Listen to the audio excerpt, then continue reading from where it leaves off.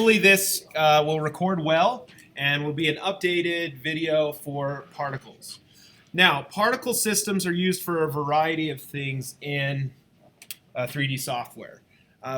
Using a multitude of particles, you can simulate smoke, water. I mean, really, honestly, any sort of fluid or something that's hard to kind of capture by keyframing, you can do a lot of that fluidity with particle systems. Now, instead of creating milk with particles or creating water with particles, which are possible, you can do them, we're actually just going to create our own individual cereal. And we're going to use the particle system built into Maya, and we're going to create balls. So to actually get into this, to get going, we need to be in our Maya. We need to be in the Effects tab. Now this is new to Maya 2016. Before it was under the End Particles tab. Now it's under the Effects tab. So we click the Effects tab. Then under the Effects, so the first thing that we need to do before we actually go too far on this, and actually I'm going to demonstrate something. I don't want you as a class to do this yet. I want you to kind of follow along just so that I can give you the basics of what these particles do. Then I'm going to show you a really easy way to fill your bowl without wasting a lot of time and energy. Now before we do anything, what we have to do is we actually have to define some objects to make those objects colliders. Right now as it stands, Maya really only sees this as a collection of lines. It's not really looking at anything specifically and giving it any sort of weight or gravity. If I were to create gravity with my objects here, what would happen is if I just assigned all this to have gravity, it would just fall through to infinity because there's nothing for it to catch. So instead what we're going to do is we're going to create what are called passive colliders, meaning that the particles and other things can collide with them, but they themselves aren't going to be affected by gravity in the same way that the particles are. So to make a object a collider, we select the object and we go to End Cloth, Create Passive Collider. Now I'm going to do that with my bowl, but I'm also going to do it with my table. I'm going to go to End Cloth, Create Passive Collider. And then I'm going to create an emitter and just let you see what happens when I just create an emitter and I don't really control it. You can see it's kind of cool what it'll create. So right now, again, I don't want you to do this, but I'm going to create an emitter that will emit particles. And so as I hit play, it's going to emit particles. And you can see, let me give myself a few more frames to work with. I'm going to give myself 600 frames.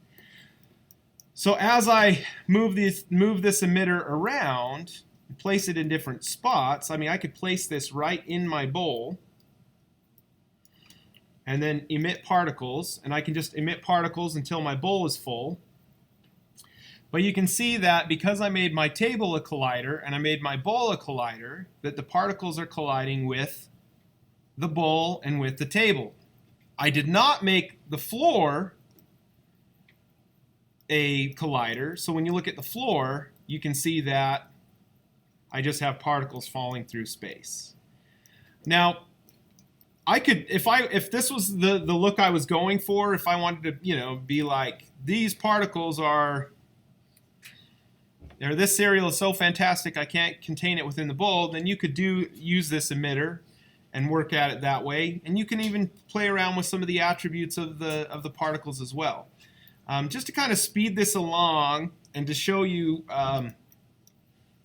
an easy way to put particles in your bowl, I'm essentially going to do what's called filling the object. So under End Particles, again, first thing I want to do is under Create Options, I want to make sure that balls is checked. We don't want to do points, we don't want to do clouds, we don't want to do water, we want to do balls.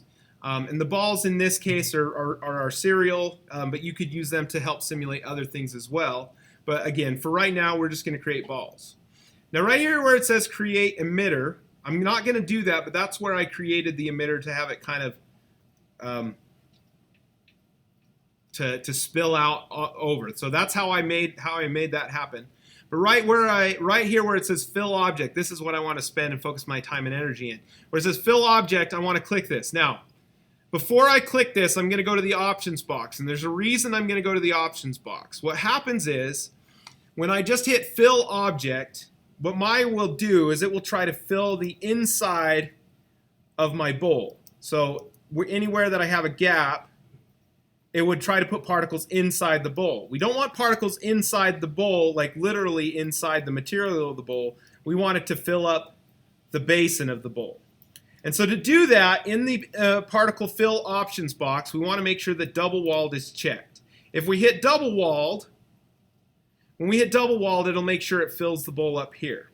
Under the resolution of the particles, this adjusts the particle size. Now, if you just leave it the default, it'll put the perfect number of particles in your bowl.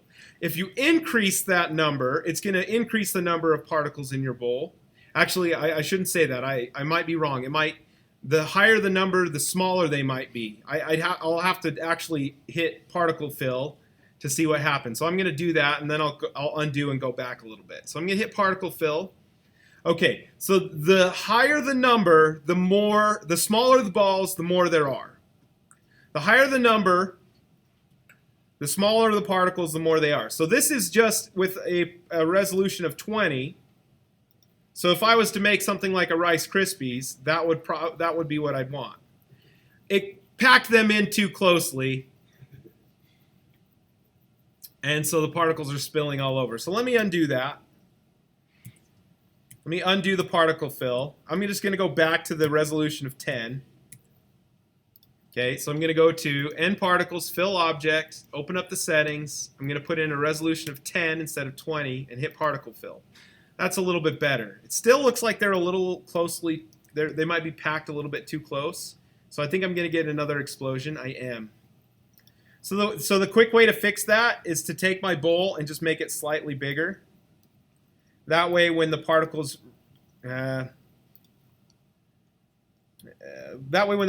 rest, they have more room to expand. And I'm still losing some, but you know, I'm actually okay with that. I could go in.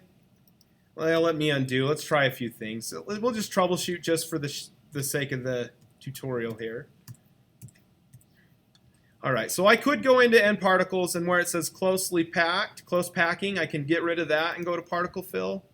And then let's try this and see what that does.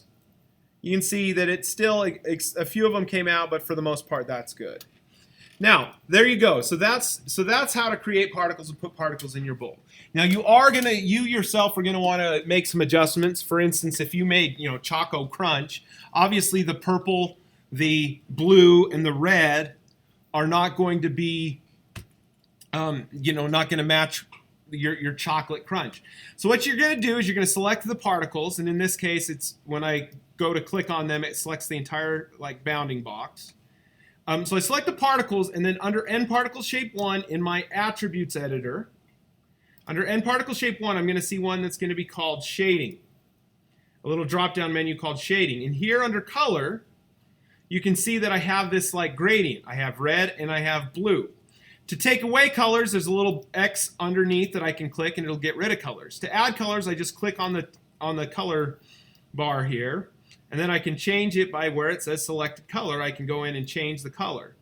So if I wanted to match this Tammy Flakes, which we didn't spend a whole lot of time with, and I'm still not real familiar with the character, but if I wanted a blue and yellow, I can come in and do blue and yellow, and it's going to match those kinds of colors, those shades. If I want exact colors, I can just drag these sliders so they're sitting right on top of each other. Then I'm going to have blues and yellows. Obviously, I have more yellows than blues. If I wanted to go this way, I could make it so that I'd have more blue than yellow. Something along those lines. So you can play around with those a little bit, get some different colors. Ultimately, that's it. That's really all there is to this. I'll upload this video to YouTube, so some of you might actually be watching this video on YouTube right now as we speak. I'll try to put a copy of it on Canvas as well. So there's the particles. Now, the last thing that I want to show you on this before we move on is when you take a picture, you're going to notice that your particles are really shiny. Okay, so part of the reason of that is when you created the balls, it created this NP balls blend. So the default shader on this is NP balls blend. Now, although you're not going to be able to go in and change some of these attributes, what you can do is you can change it from a blend type shader to a Lambert type shader. Then when you take the picture, the particles and balls are still going to be really smooth, but at least now they're not shiny. So now you don't have the shiny balls, you have nice Lambert balls that diffuse the light rather than reflect it.